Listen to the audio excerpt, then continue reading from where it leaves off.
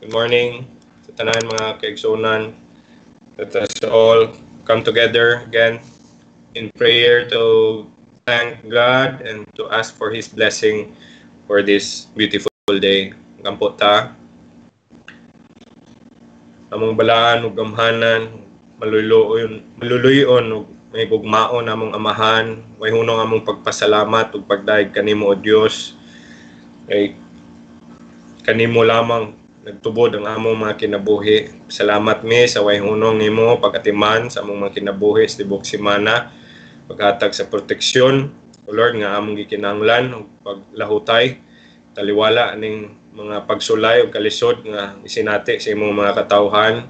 Ug salamat mi nga imo na pud kaming gitagan ug higayon nga makapadayon mi sa pagsimba dinha kanimo sa adlawng ipapahawlay. Salamat ining teknolohiya din kami makapadayon og simba di kanimo sa espiritu ug sa kamatuoran nga imong mga katawhan padayon maka tapos pinagi aning teknolohiya padayon makahiusa sa pagsimba sa among Dios nga buhat namo nagluwas kanamo. Lord, sa among pagduol ug pagsimba kanimo nining buntagaw ning adlawan naghangyo pod mi sa imong grasya nga imo kaming hinluan pinagi sa dugo ni Ginoong Kristo sa tanan namong mga kalapasan among nabuhat dinha kanimo. Lord, sayod mi ikaw sa ka-Dios nga balaan ug walay kangit-ngit dinha kanimo ug amo ra gyud paglaom nga imo ang sakripisyo ni Ginoong Kristo ang iyong dugo nga giula kami mahinluan as we gathered, O Lord, this morning to our Holy Almighty Father. Salamat kay Ginoong Kristo kayod sa imong hingpit nga sakripisyo nga kami makaduol na sa amahan, O Lord, for indeed you are the only way to the Father. Sa Lord, nagpasalamat mi ining buntaga makaduol mi diha kanimo. Sa Lord, nanghangyo gid mi hinluhi kami sa among mga kalapasan, make us pure before you by His blood, and we pray also, O Lord, that you will be with us, your special presence, you ask, and that you prepare our hearts and our minds by the help of your Holy Spirit, O Lord, as we come before you, nami kasing-kasing, O Lord, malipayon sa pagduol sa among amahan, na naghigugma ka namo, na may pagtahod din ha kanimo, na may kahadlok din ha kanimo, na may pagtahod sa imong mga pulong usab, O Lord. Tabangi mi Ginoong Dios nga maandam gyud kami sa pagsimba dinha kanimo nga ikaw gyud ang mapahimutan, ikaw ang mahimaya Ginoong Dios. Pahinumdumi kami sa imo nang gitudlo kanamo unsaon ka pagsimba. Ampo mi sa imong balaang espiritu magpadayon ug giya sa imong mga katawhan ron adlaw sa tagsa-tagsa namong mga panimalay nga magiusa mi sa pag simba diha kanimo nga ikaw gyud ang mapahimaya namo ining adlaw o Dios o padayon ka namo nga ma-honor sa among panimbahon.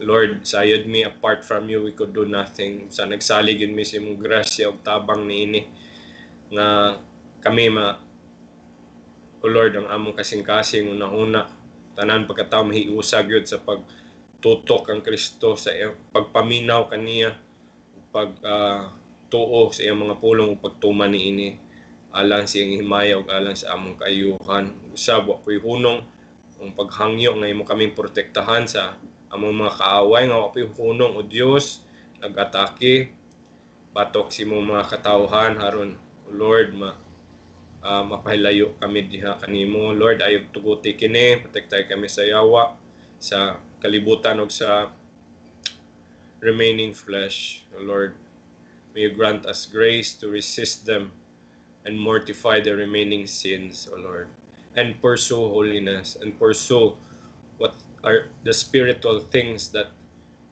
we glorify you and not provoke you, O Lord.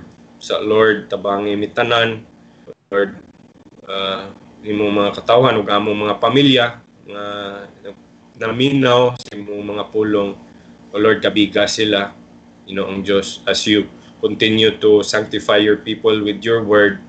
ampo pod mi nga takabigon pod nimo ang mga wala pa naluwas na mauban namo mga pamilya sa paminaw nini o pagsimba nining adlaw at pinagi nining teknolohiya o Diyos. So Lord, andama kami as we meditate upon your word in Luke chapter 22. Lord, ubanak kami, tabangi ko dili ma-compromise mo mga pulong, that we will truly all benefit from your word. Ikan kanako padulong sa kang Brother JB sa adult class o kang Pastor Christy sa sermon. O Lord, may we all be faithful and free from error. May your truth only be preach and teach to your people. May your blessing, Lord, come from heaven upon your people today, not only here in ORBC but also throughout the Philippines or the world who are gathering now to worship you. So Lord, glorify your name in the midst of your church. And we ask this in the name of Jesus Christ. Amen. Atong pamalandungan, padayon ang Lucas 22. We will meditate verses 24 to 30. Luke chapter 22, verse 24 to 30. I will read. And there arose also a dispute among them as to which one of them was regarded to be greatest. And he said to them, the kings of the Gentiles lord it over them, and those who have authority over them are called benefactors. But it is not this way with you. But the one who is the greatest among you must become like the youngest, and the leader like the servant. For who is greater, the one who reclines at the table or the one who serves? Is it not the one who reclines at the table? But I am among you as the one who serves. You are those who have stood by me in my trials, and just as my Father has granted me a kingdom, I grant you that you may eat and drink at my table in my kingdom, and you will sit on thrones judging the 12 tribes of Israel. Kung basahon po sa hubad sa Bisaya, mayong balita, unya, naglalis ang mga tinunan kung kinsa kanila ang isipon nga labing dako sa tanan, og miingon si Jesus kanila, ang mga hari ni ining kalibutan na nagmando sa ilang mga ginsakupan, ug ang mga namunuan gitawag og mga dangpanan sa mga tawo. Apan ayaw ninyo kinibuhata, hinuon ang labing dako kaninyo kinahanglan magpakasama sa kinamanghuran, ug ang pangulo kinahanglan magpakasama sa sulugoon. Kinsa man ang labaw, ang gisilbihan ba sa pagkaon o ang nagsilbi kaniya? Ang gisilbihan gayud, apan ako ania nagsilbi kaninyo. Miunong kamo kanako sa tanang mga pagsulay nga akong naagian, ug sama nga ang akong amahan naghatag kanako og katungod sa paghari. Ihatag ko usab kaninyo ang maong katungod. Mangaon kamo og manginom didto sa akong lamisa sa akong gingharian, og manglingkod unya kamo sa mga trono aron paghukom sa 12 ka banay sa Israel. So ato din nakita no ang atong gibasa, ang before ani nga mga verse itong nakita ang balaang panihapon, o sa verse 23 atong nakita no nag-examine ang mga disciples ni Christ kinsa tong gi-mention o kinsa tong gihisgot no ni Christ nga mo betray kaniya no. Una nato nakita sa nilabay, ug karon niabot na pod nga diin ang mga disipulo no naglalis kinsa mo'y pinakangilingig nila, or who is the greatest, kinsay kuyaw, kinsay pinakadako, kinsay pinakamaayo among them as disciples. But no gisultian sila ni Ginoong Jesucristo, atong makita dinhi ang gisultian sila ni Kristo nga ang hari, mga hari sa mga hintil no? The kings of the Gentiles lord it over them, no? Munay ginabuhat sa mga hari sa mga hintil nga, no, they behave as if you are more important than someone and have a right to tell that person what to do. Munay pasabot sa lord it over them. So no, kay hari man sila, no? Gamhanan man sila, no? Dagan man sila resources, na mas labaw importante sila mo'y kuyaw, no? Mas importante sila sa ilang pananaw o kinanglan na unsa ilang isulti sa mga tao, ilag yung buhaton. So munay pananaw sa kalibutan, munay pananaw sa mga tao dinhi sa kalibutan. Apan ingon sa Ginoong Kristo, di na mao ina, but it is not this way with you. Di na mang pamaagi dinha kaninyo isip nga mga disipulo na kanako manununod ni Kristo, nagbuhat sa kabubuton ni Kristo, part sa iyang gingharian, no? Dili part na sa kalibutan, di iya ni Kristo, iya sa mga katawhan ni Kristo. Nga kinsa tong leader, siya mo'y sulugoon. Ug mo ni gi-example gyud ni Jesus Christ nato, no? Nga he came not to serve, not to be served, he came not to be served but to serve. Dinhi mo niyang giingon sa katapusan dinhi nga sa verse 27, but I am among you as the one who served. Ang tiil siyang mga disipulo, isip pakita nga siya mo'y no, is anak sa Dios, nagbuhat sa tanan. Kinabuhi nato, naghatag nato ginhawa, dapat siya mo'y pero naghatag siya example na ang leader mahimong sulugoon, no? Sama sa gibuhat ni Ginoong Kristo. So naghatag siya example sa iyang mga disiplalis man sila insa may pinakalabaw nato diri as disciples, insa may pinakayang mga natural sa tao, mga natural diri sa kalibutan. Sayod tang ang gingharian sa Dios baliktad gyud, no, sa gingharian nato dinhi sa kalibutan, no? Layo ra gyud kayo. Ang mga hunahuna sa Dios ug iyang mga pamaagi labaw kayo kaysa tao. Kung sa uban pa nga mga commentaries, the kingdom of God is an upside down kingdom. Lahi ra gyud kayo dinhi sa ato ang unsay atong naandan ug unsay natural nato diri sa kalibutan. Mo nang gitudloan ni Christ yang mga disipulo nga di na dapat unta kaninyo kay mga anak man mo sa Dios, mga disipulo man mo nako, mauni ang dapat unta ang mga leader mo'y sulugoon sama ni Ginoong Kristo, no? Mo'y ang dapat mo'y buhaton. Unya iya pong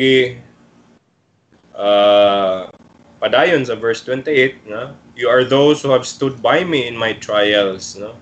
Iyang gi-recognize nga sila ni barog gayud uban sa iyang mga pagsulay nga grabe kayong giagian ni Ginoong Kristo, yet padayon sila nagbarog uban kaniya sa iyang mga teachings, padayon sila ni tuo kang Christ sa iyang mga teachings, padayon sila ni follow ni Jesus Christ, taliwala sa daghan kayong persecutions and trials and hardships. O niingon siya nga, I grant you that you may eat and drink at my table in my kingdom, and you will sit on the thrones judging the 12 tribes of Israel. So giingon ni Kristo nga sama nga gitagaan sa gingharian sa amahan, no, o kini nga privilege to eat and drink at his table in his kingdom. And ingin na niya mga disipulo nga they will sit on the thrones judging the 12 tribes of Israel. So may real meaning ani, no, ato lang sabtan ani ug ato yung makita niini nga si Jesus or ang atong Dios, gid siya nagpasagad sa unsay mga gibuhat sa iyang mga disciples, no? Ato makita dinhi, he is a God who will reward his people, no? Iyang i-reward ng mga daotang tao, silutan gani niya, iyang i-punish. How much more ang nibarog yun alang sa ngalan ni Ginoong Kristo, iyang mga disciples, iya pong rewardan na niya sagday lang or iyang gibutang gipadaplin nga no, they left also everything to serve Jesus and to serve God. Daplin lang gitagaan po giniag. He is also a God who rewards his people. Ato po nang makita no sa ubang pasahe, Colossians chapter 3:23. Kaning pag-reward sa Ginoo sa iyang mga tao, no? Sugod ta sa verse 22 sa Colossians chapter 3, no? Slaves, in all things obey those who are your masters on earth, not with external service as those who merely please men, but with sincerity of heart, fearing the Lord. Whatever you do, do your work heartily as for the Lord rather than for men, knowing that from the Lord you will receive the reward of the inheritance. It is the Lord Christ whom you serve. For he who does wrong will receive the consequences of the wrong which he has done, and that without partiality. So no, gidasig niya tong mga tao nga na diri sa iyang mga katawhan nga na mga amo usab diri sa kalibutan nga not to serve, not merely with external service, to merely please men para lang may pahimutang natong mga boss diri sa kalibutan, but with sincerity of heart, fearing the Lord. Kay ang Diyos man mismo ang muhatag og reward, knowing that from the Lord you will receive the reward of inheritance. So muna no, ito makita nga God or Jesus rewards his people. Ato po makita sa Hebrews 11:6, no? Nag-ingon nga, and without faith it is impossible to please him, for he who comes to God must believe that he is, and that he is a rewarder of those who seek him.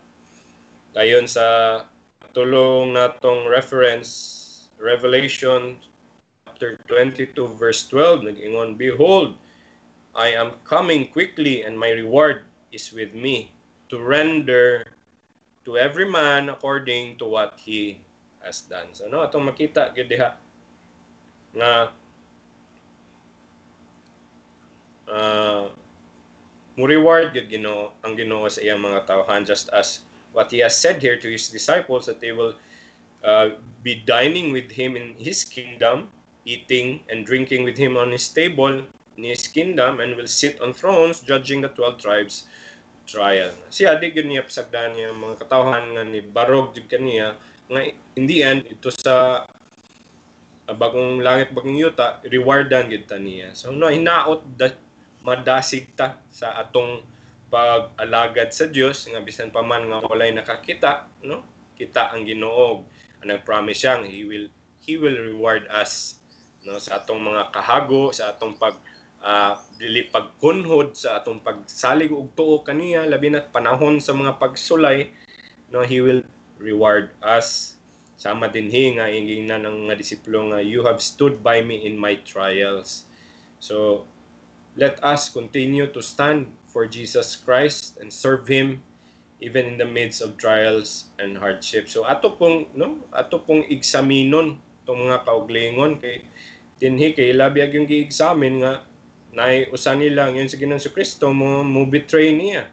So hinaot, no, padayon tag susi sa tong mga kagulingon nga nag-alagad bagit ta kang Ginoong Kristo, wa bay nagpabilin nga mga sala sa tong kasing-kasing nga mo betray sa atong Dios nga nagluwas kanato. So hinaot, may this passage continue to remind us to examine ourselves, no, nag stand by bata kang Jesus Christ in all our trials. Padayon bata salig kaniya, padayon bata nagbuhat sa unsay iyang gisugat taliwala sa mga kalisod ug pagsulay, wala ta nagpakasala, wa ta nagtraidor kaniya. And so no, hinaot nato mahinumduman pod nga sa atong pag-alagad sa Ginoo ang katong no ang iyang gipakita nga example nga he came or bugmao nay atong hinumdumon nga unsay panglantaw sa Dios, unsay okay or unsay kabubuton sa Dios, no? Unsay panglantaw sa Dios nato ug dili panglantaw sa tao, kay usually madala gid ta sa unsay mga panglantaw sa tao nga uy mo ni una-una gid sa tao na kailangan mas grabe ta, mas kuyaw, but no sa pananaw sa Dios dapat kita motutok unsa man ta sa tubangan sa Dios. Dapat sa atong pag-alagad, no, as leaders, sulugoon ta niya, should be serving him even sa atong dagko nga mga ranggo. Kung naaman ta sa mga dagkong ranggo, padayon ta mo serve kaniya as servant sa mga iyang giingon diri nga you must be, if the greatest, you must become like the youngest, and the leader like the servant. So hinaot ato na kalimtan nga mga pagtudlo ni Ginoong Kristo sa iyang mga disipulo nga ma-apply pod sa atong mga kinabuhi karon, isip mga membro sa iyang lawas dinhi sa iglesia sa ORBC. Let us pray. Father in heaven, we thank you for Jesus Christ.